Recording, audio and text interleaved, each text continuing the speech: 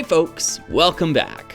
I'm your host, R.R. Slugger, and in keeping with the summertime heat, I think it's about time I took the plunge into the world of LEGO Aqua Zone. Today, we're taking a look at 2161 Aqua Dozer. Hailing from 1997, the Aqua Dozer is one of only 3 sets that can be found within the Aqua Zone sub-theme, Aqua Raiders. I know we're just getting started, but can I complain about the names? Aqua this, Aqua that. It's just so uninspired. Correct me if I'm wrong, but I think it boils down something like this. Aqua Zone is the name of the series, akin to something as broad as LEGO Space. Aqua Raiders is the sub-theme, akin to something like Explorians, and Aqua Dozer is the name of this particular set. I'm going to try to refrain from talking about the overarching Aqua Zone series in this video to help narrow the focus and avoid confusion. It's so easy for me to get off track, so I might need to wear a shock collar on this one. We're concentrating on the Aqua Raiders and their underwater bulldozer today. As previously mentioned, this is a tiny sub-theme, roughly on par with the Time Twisters, though I'd argue that this one is even less well known.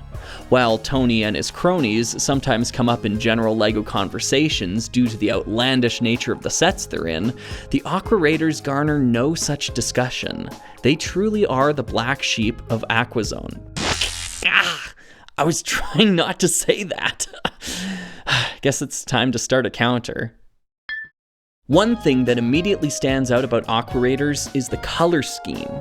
Green and black, with hints of yellow and gray, the base colors already leave a lasting impression. But once you add trans neon green into the mix, you get something truly unique. This really does look nothing like its contemporaries. Even though it wasn't introduced until 2002's Galador, I think dark green would also be a color befitting this series. Anachronistic, yes, but I think I'd prefer it to the yellow parts, though I have to admit that I hold a strong anti-yellow bias against LEGO's underwater vehicles. You want to talk about overdone? Ugh. It eventually became the same tried and true safety net that white-colored LEGO spaceships now embody, but that's a dead horse at this point. Suffice it to say, even though I'm not a huge fan of the color green, I prefer this aesthetic to the yellow we see plastered all over the place elsewhere in Aqua Zone. I'm sorry, okay? Starting with our titular Aqua Raider, this minifigure comes to us suited up and ready for adventure. His large, single-piece helmet and air tank apparatus is making its final appearance within this series. Beneath the bulk, we can get a better look at our diver's shaggy red hair and series-exclusive torso. Notably, the color on this print doesn't match the green of the set, but rather the teal of Rock Raiders. However, this set was released a full year before that color debuted in brick form. The set contains a small craft which our minifigure can pilot. This breadbasket submersible features a pair of harpoon cannons, green thrusters, and a single propeller in the rear. With just enough room to sit at the front, our Aqua Raider can navigate the vessel using this control panel. Like all printed pieces found within this set, it originates from 1994's Spyrius. Looks like we're getting some mileage out of that graphic design. Side builds like this can be fun, but the way in which this small craft integrates into the main model is what really matters here. Slotting within the center of the build, this breakaway vessel Russian dolls back into the Aqua Dozer and secures into place underneath this massive set-exclusive trans neon green dome. This play feature is well imagined, but I must admit the tedium involved in making sure the harpoons and propellers of the smaller craft are aligned just right so that the lid will close. It's a bit of a hassle, but I think the payoff is worth it. Once we close the dome, we can see a pair of cartoonish angry eyes staring back at us. When I showed this model to my partner, she described these eyes as being the worst part of the set. I agree with her, but probably for a different reason than she intended. Putting stickers on an underwater-themed LEGO set is just asking for trouble. Who among you didn't play with toys in the bathtub as a kid? One can only wonder how many Aqua Dozer details were destroyed as a result of this decision. In my sluggy opinion, stickers have no place in a series like Aquazone. Because of the unique color palette and the particular mid-90s era the set occupies, the Aqua Dozer is home to several noteworthy pieces. Starting with the underside of the craft, we see 5 octagonal cylinder bricks serving as pontoons to rest the set upon. These remind me so much of the underslung thrusters seen all over LEGO space sets of the past, and because of their green color and the short-lived nature of this octagonal brick system, they're actually exclusive to the Aqua Raiders sub-theme. The main body of the sea vehicle is built upon specialized plates designed for previous space sub-themes like Explorians and Futuron. Indeed, there is a lot of LEGO space DNA to be found throughout Aquazone. I walked into that one. Specific to the Aqua Dozer, this parts usage grants the craft a wide front end, leading to a tapered tail section. The aft propulsion is generated from a pair of series-exclusive green propeller housings.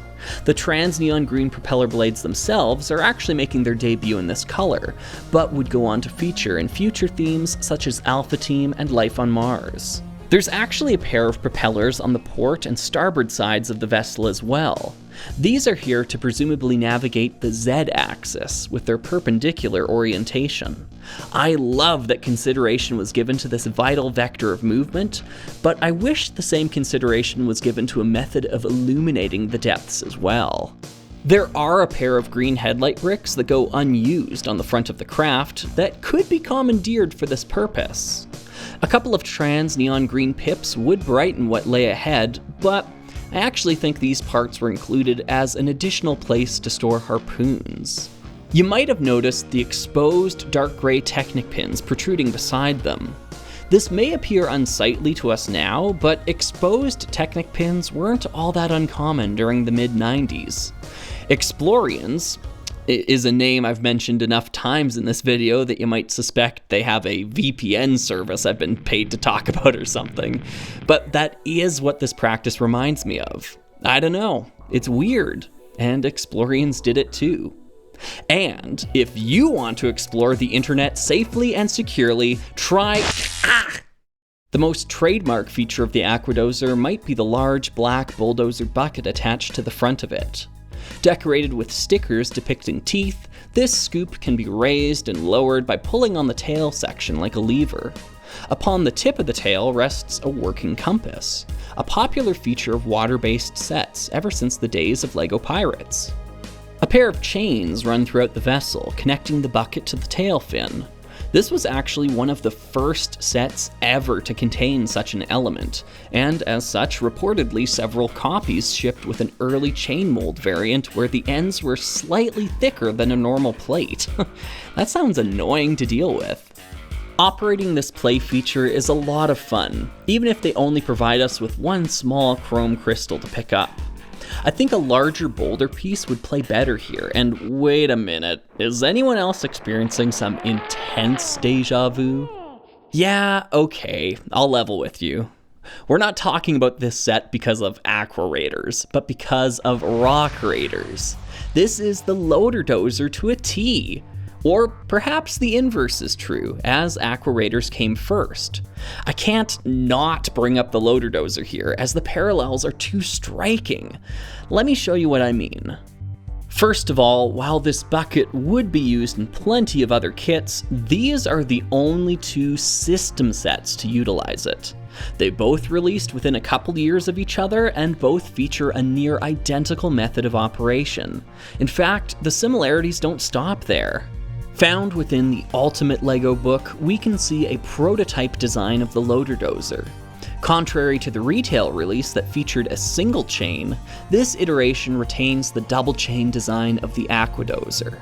Despite this book's publishing date of 1999, the lack of 1x3 slope bricks in dark turquoise has kept builders from accurately recreating this model for decades.